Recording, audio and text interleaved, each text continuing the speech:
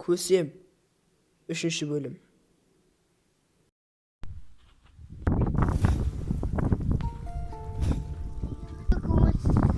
Әскерлеріміз өте қырылып жатыр. Да, жақта жер өткізейік.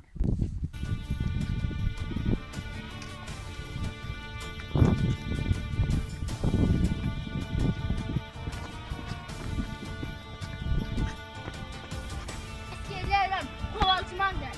Сен халыққа біздер қорғаймыз. Бәлеріне рахмет! Дәруш, сұлтанымыз қайда? Ана шығып кетіп еді.